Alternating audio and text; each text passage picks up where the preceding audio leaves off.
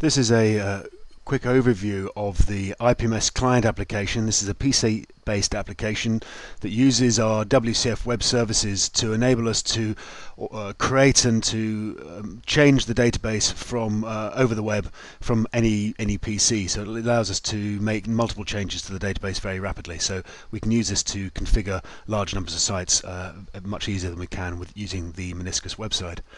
So this particular application, we can see here, this is at the company level. We have a site level. So this is a demonstration site. We've got a number of a process called chiller data, which is set up. These are areas that we set up within this, and we have assigned some meters to that particular area. And this is really used just to make things easier to manage. So if we want here, we just say, right, we want to create a new area. We'll just call this chiller 2, and we'll just add in the data for chiller 2, some of the meters which have been defined for chiller 2, and we can update that. And that's now updating the database, and this is updating the database in live. So we can see now that basically has created our new area with the meters which have been associated to that site, and it's just really used for simplifying the data structure and management of the data structure. The actual meters themselves and all the calculations are defined here. If we right-click on the first one, the chiller total energy, we can see that this is an incrementing meter type, which is the data, which is the format of the raw data which is coming in, and I'll show you the incrementing format. But essentially, it's a counting type meter, the same that you get on a digital display in the front of an electricity meter. So it counts upwards. Start dates and end dates if relevant. We can define units, conversions, and costs. We can also use this functionality to define the aggregation period for this data. So if the data, for example, was coming in every 5 minutes and we wanted to do the calculated data on this every hour, we'd set an aggregation period of an hour, and that would use a sum function in this case to define that functionality. So that would sum the data over the hour, and so we get a raw data set which had 5-minute data and a calculated data set which would have hourly data. This is the meter alias, which is used to import the data on. And if we look at a calculated meter, so this is a simple calculated meter. Again, we've got the same issues here, except the meter type now is a calculated meter rather than it was being an incrementing meter previously. So this defines it's the calculation.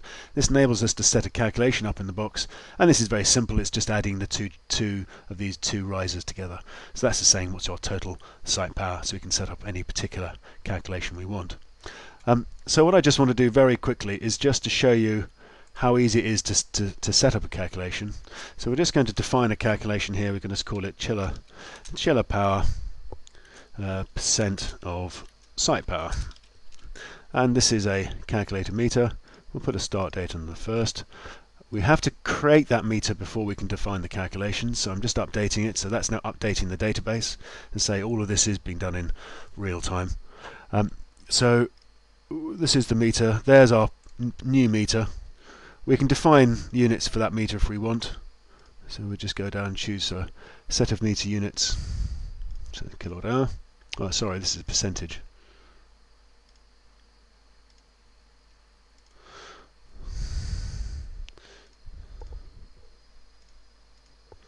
Sorry, click the wrong button. And we can just define this. We'll just go in and set a very simple calculation to say this is meter. So we're setting up, this is the total chiller power, which is 2,700, and we're dividing it by data meter 21699, which is this meter here, total site power, and we can test it, and that basically checks on the server that the calculation is valid and the syntax is correct, and we can OK that, and now we can update that meter. So essentially we've created a meter, we've defined what the calculation is, and in a minute or two that calculation will have actually completed its data. So if we look at this data, we can actually go and get the data for this meter. In fact, actually, while I'm talking about getting the data, I'll just show you the data for this meter so we can show you what the difference in the raw data is. That's the raw data coming in. As you can see, it's in this sort of counting type format, and this is the calculated data. Sorry, the client tends to, because I'm having a background.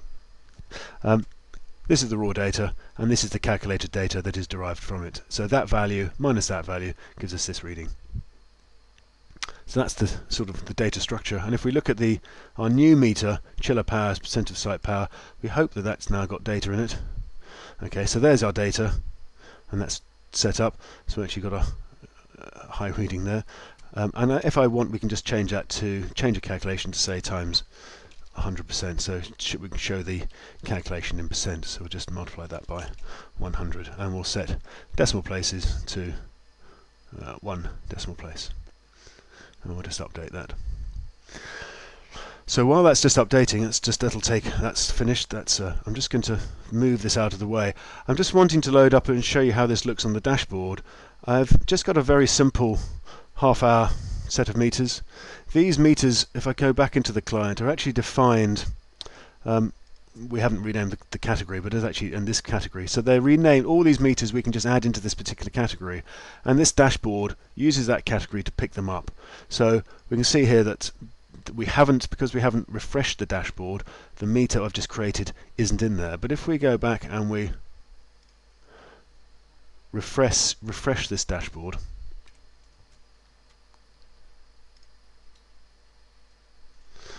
if we go back into this dashboard now, we should now see that we have our chiller percentage being shown.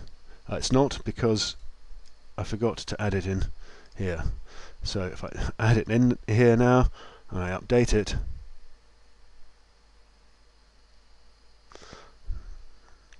I'll just close that down, just refresh the dashboard again.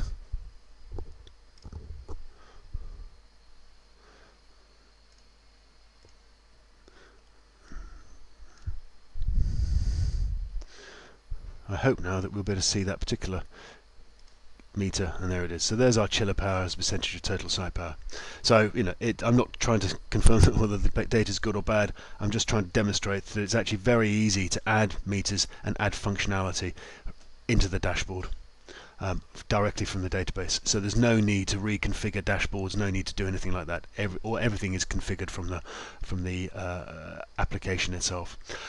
I hope that gives a very quick overview of some of the functionality within the client. There is quite a lot more functionality within here, but if you would like more, please get in contact with us and we can explain how we can provide this application to you. Thank you for your time. Goodbye.